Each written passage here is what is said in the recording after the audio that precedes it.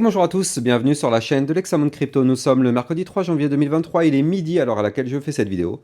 On va faire un point sur l'Ethereum, parce que l'Ethereum peut être très intéressant à suivre pour les prochaines semaines. Allez, sans plus attendre, on va regarder tout ça en détail dans cette vidéo. Bien sûr, je rappelle que tout ce que je vais dire dans cette vidéo n'est en aucun cas des conseils financiers. Allez, on démarre. On démarre avec notre Ethereum en vue long terme, c'est-à-dire de la vue hebdomadaire. Et donc, qu'est-ce qu'on voit? On voit que ici, l'Ethereum avait formé et validé une très grande tasse avec une anse ici. Donc effectivement, ta séance, vous le savez, ou du moins si vous ne le savez pas encore, vous avez mon site internet qui contient toutes les vidéos formations gratuites en libre accès. L'Ethereum, donc qui nous forme une tasse séance qui est une figure chartiste de retournement haussière. Figure chartiste de retournement haussière qui sera validée uniquement à partir du moment où on break de façon validée, confirmée, pullback compris la ligne de coup du pattern. Et nous, notre Ethereum, qu'est-ce qui s'est passé? On a validé, confirmé, pullback compris la ligne de coup du pattern. Donc la ta séance est validée. Là, on le voit, on a breaké ici la ligne de coup qui se trouvait à 2154 $. On a eu un début de pump, puis on a fait le pullback. Vous le voyez ici, on est revenu tester notre ligne. Donc, pullback validé, ça tient, on pump, on va chercher le dernier plus haut, et pourquoi pas tenter sa cassure pour décoller.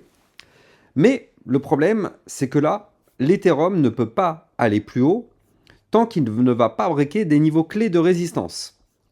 Vous le savez, l'Ethereum est un petit peu le leader des altcoins. En fait, il y a une certaine catégorie, une certaine hiérarchie. Il y a le Bitcoin qui contrôle tout, puis derrière, il y a l'Ethereum, et après, il y a les altcoins. Et en général, quand l'Ethereum a une impulsion haussière, et bien du coup, ça donne de la force sur les altcoins. Donc là, si notre Ethereum effectivement se met à faire quelque chose de plutôt bullish, ça pourrait effectivement déclencher quelque chose de plutôt intéressant du côté des altcoins. Pourquoi pas parler d'une sorte d'altcoin season? On verra bien.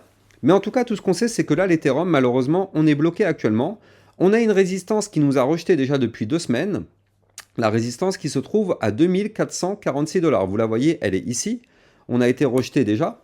Si on break cette résistance en vue long terme, on pourra venir chercher les 2623 $ avant d'aller chercher les 2773 et les 2921 $, voire même des points encore plus hauts.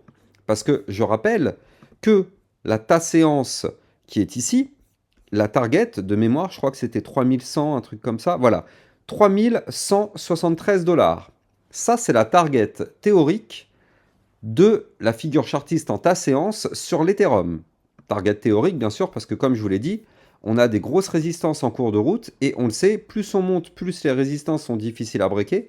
Donc ça se trouve, on n'ira pas chercher la target, on pourra se faire rejeter malheureusement avant pour retracer. Affaire à suivre, on n'en sait rien, on n'a pas de boule de cristal, donc on verra bien.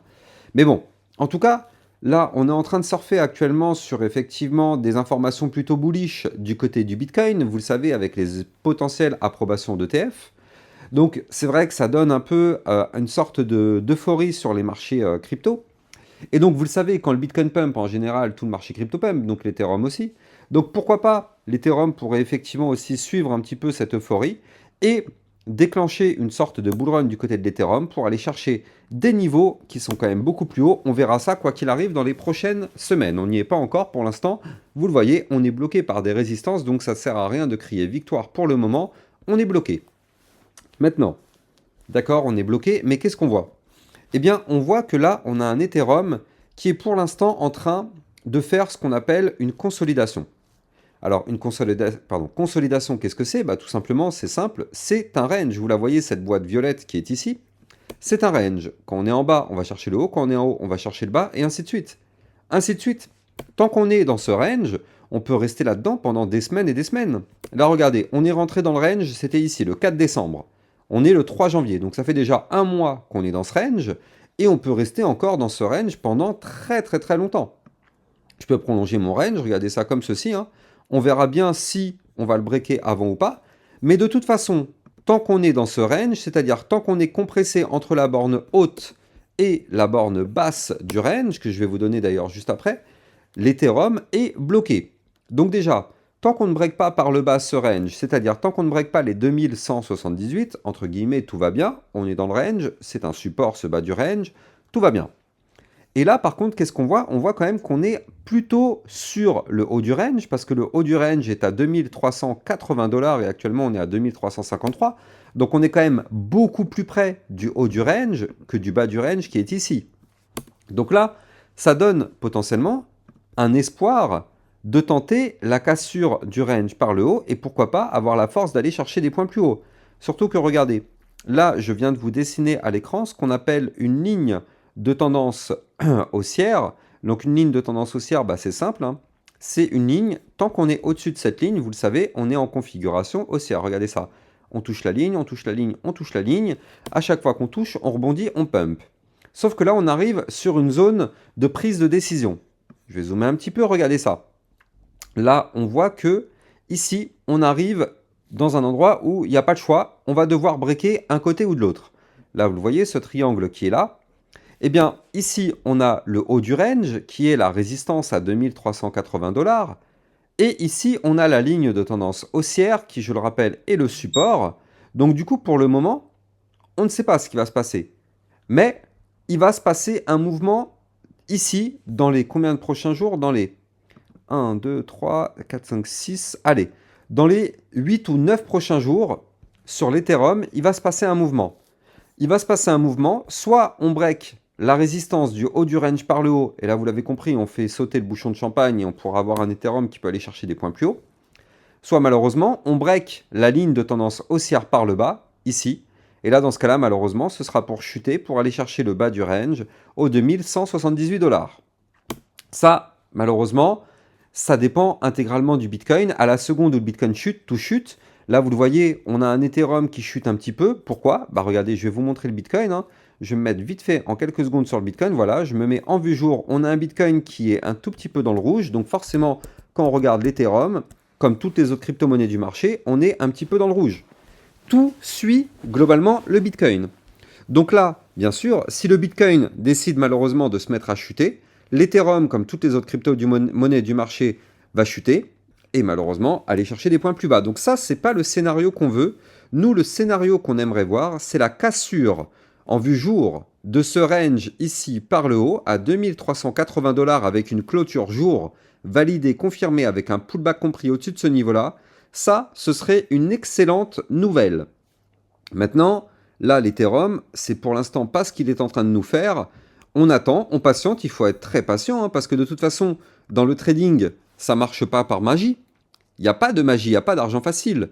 Il faut connaître les bases du trading, il faut respecter certaines règles, et parmi ces règles qu'on doit respecter, il y a surtout la règle de la patience, parce qu'il y a trop de personnes encore, la plupart du temps ce sont des débutants, qui achètent parce qu'ils pensent que c'est bon, ils vont devenir très riches et très rapidement. Il y a beaucoup de personnes qui sont débutants en crypto-monnaie qui pensent ça. Je sais pas, il doit y avoir sur Terre des personnes qui disent à d'autres personnes achète de la crypto, tu vas devenir millionnaire. Je pense qu'il y a des personnes qui disent ça, mais ces personnes-là, il faut, s'il vous plaît, il faut faire quelque chose. Il faut faire quelque chose pour ces personnes-là, il faut arrêter. Il faut leur donner des claques ou je ne sais pas quoi. Il faut arrêter. On ne deviendra pas millionnaire en crypto-monnaie, sauf si déjà on joue avec des très très grosses sommes. Bien sûr, vous l'avez compris, pour devenir millionnaire, il faut déjà jouer avec des millions, ou du moins des centaines de milliers d'euros. Mais on va pas devenir millionnaire avec 100 dollars, ça c'est pas possible, ou du moins c'est comme le loto, c'est une chance parmi des millions. Ça peut arriver, c'est déjà arrivé, mais c'est du loto. Avec 100 dollars ou 1000 dollars, on ne devient pas millionnaire, sauf si on a un coup de chance extrêmement puissant. Mais bon, voilà, que les choses soient bien remises dans leur contexte. Donc du coup, il faut s'armer de patience et attendre que les niveaux clés soient breakés, effectivement, pour avoir pourquoi pas des choses très intéressantes. Mais en tout cas, pour le moment, c'est pas le cas. On est bloqué, on attend, on n'est pas loin du niveau clé, hein, on n'est vraiment pas loin du breakout, mais pour l'instant, on ne l'a pas. Donc malheureusement, tant qu'on ne l'a pas, eh bien, on patiente. Ça peut arriver dans les prochains jours, comme ça ne peut ne jamais arriver, hein, ça se trouve. De toute façon, ici, ce haut du range au 2380, c'est une résistance. Ça se trouve, cette résistance ne sera jamais breakée et boum, l'Ethereum va chuter, chuter, chuter, cracher, retourner à 800 dollars. C'est une éventualité. De toute façon, tant que ce range n'est pas breaké par le haut, il n'y a strictement aucun signal d'achat. C'est aussi simple que ça. Il faut être patient, on est sous résistance. Mais en tout cas, là, dans les 10 prochains jours, je crois que c'était 9 qu'on avait vu, il pourrait effectivement y avoir un mouvement, donc on va déjà regarder quel serait ce mouvement dans les 9 prochains jours, en espérant que ce soit une cassure par le haut, plutôt que la cassure par le bas de la ligne de tendance haussière. N'oubliez pas de liker, commenter, partager au maximum cette vidéo, ça aide ma chaîne YouTube à grandir, ça donne de la force, surtout on est en 2024 les amis, donnez beaucoup de force à ma chaîne YouTube, on fait tout péter cette année, donc je compte sur vous, et quant à moi j'ai plus qu'à vous souhaiter une excellente journée, je vous dis à plus tard pour une prochaine vidéo, ciao ciao.